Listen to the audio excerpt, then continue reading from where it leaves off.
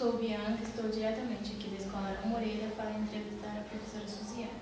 Boa tarde, professora Suziane. Boa tarde, Bianca. Tenho algumas perguntas para lhe fazer. Sim. Vamos começar? Podemos. Como a mãe do Tosco reagiu com ele no seu primeiro dia de aula? Quando pequeno? Sempre com muita falta de paciência, né? Não tinha paciência com ele e isso fazia muita diferença. Ele precisava que a mãe estivesse ali do lado dele com paciência, com carinho, e ela não tinha. Gritava, né? Verbalmente, falava muitas coisas para ele que ele não merecia ouvir. Aonde o menino se sentia acolhido? Na escola, junto com a professora, né? Porque para ele, naquele momento, a professora estava acabando tomando o lugar da sua mãe, o papel da sua mãe. Qual é a passagem dessa história que realiza realmente inicia a decepção do menino? Quando ele foi para a escola e a sua mãe não demonstrou nenhuma afetividade, não demonstrou carinho, né? Então isso para ele foi muito gritante. Ele precisava de uma pessoa, precisava que a mãe dele naquele momento, né, demonstrasse, para ele era importante perante os amiguinhos dele, né, que a mãe o amava e não beijou, né, não acariciou. Então para eles foi muito decepcionante.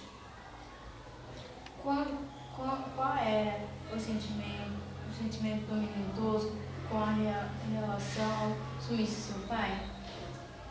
Para ele sentia assim um certo alívio, porque o pai foi muito violento, muito agressivo, batia muito nele e na mãe dele. Então, quando o pai desapareceu, para ele foi um alívio. Ele se sentiu um pouco mais aliviado. E também se sentiu o dono da casa, né? Deu para ele mais corda para ele se sentir homem. Se sentiu um homem nesse momento para tomar conta da casa. Aí faltou um pouquinho nesse momento o pai dele ali para dar limites. Então ficou só a mãe. Aí começou também um pouco mais ele se sentir o dono de tudo e não tendo limites. Então, se o pai estivesse do seu lado dando limites, ele seria outra pessoa, né? Não passaria pelo que ele passou. A mãe do menino tinha outra vida conjugal? Por favor, nos conte essa passagem do livro. Sim, ela teve um outro relacionamento e desse relacionamento ela teve 3 filhos que só muito tempo depois, Tosco, né, o menino Tosco veio conhecê-los e ela abandonou os filhos para viver com o pai do Tosco. E teve o Tosco no caso. Por que o Tosco dizia que a sua casa era uma casa de loucos? Porque ali dentro não havia limites, né? Sua mãe não tinha ensinado a ele limites e ele não tinha respeito nenhum pela sua mãe. Então, como ela gritava com ele, ele gritava mais.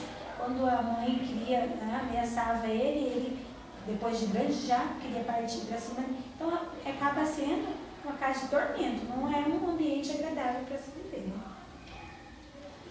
O Tosco tinha amigos? Quem era? Comente sobre essas amizades. Ele teve alguns amigos, algumas pessoas ao seu lado que o influenciou, né? Mas não eram verdadeiros amigos.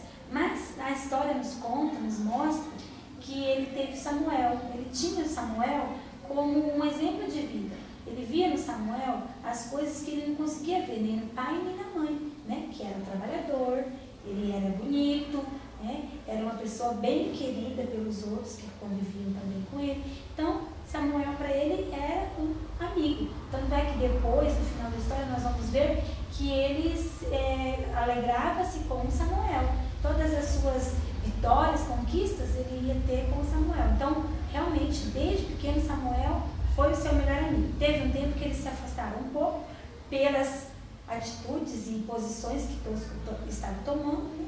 Mas no fim ele era grande amigo, Samuel era grande amigo de Tosco. Qual foi a passagem da história que mais me emocionou? A passagem que mais me emocionou foi quando ele começou a amadurecer.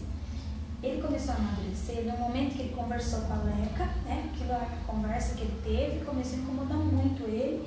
E ele foi para casa mais cedo, saiu da escola, foi para casa mais cedo e chegou em casa, viu a mãe, flagrou a mãe dele numa cena não muito boa para ele, né? Na idade que ele estava, para assistir. Então, o que aconteceu? Ele saiu, bebeu, né?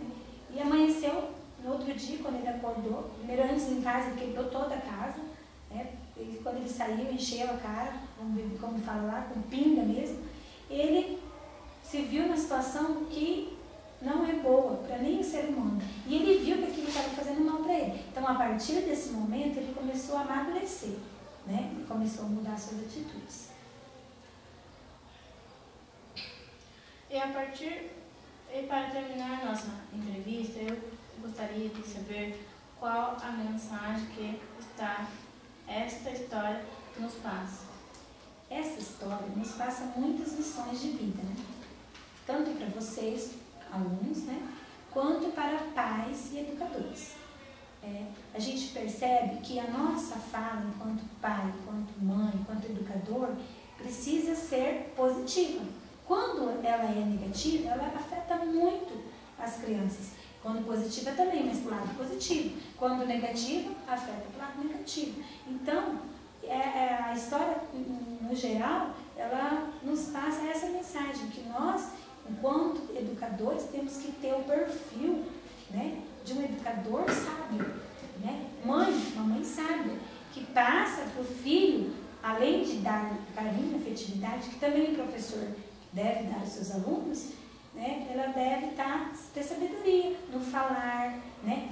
Como conversar com essa criança, porque toda pessoa, toda criança vai passar pela fase da adolescência, mas essa fase, se bem trabalhada, se bem estruturada, não vai sofrer tantos como o Tosco sofreu, né? Então ele sofreu tudo isso, por quê?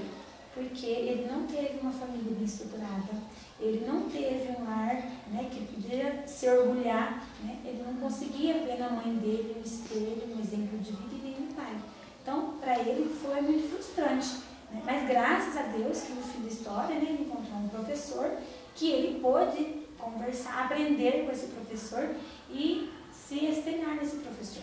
Então, esse professor mudou a sua vida. Então, eu falo, para nós educadores, essa história é muito importante. Por quê? Porque a gente percebe como nós influenciamos nossos estudantes. Certo? Certo. Sou Bianca Bento Martins, repórter do Livro Tosco.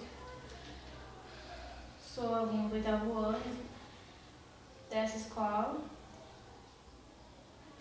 Desenvolvi o projeto de reportagem na disciplina de língua portuguesa com a professora Rosemarie.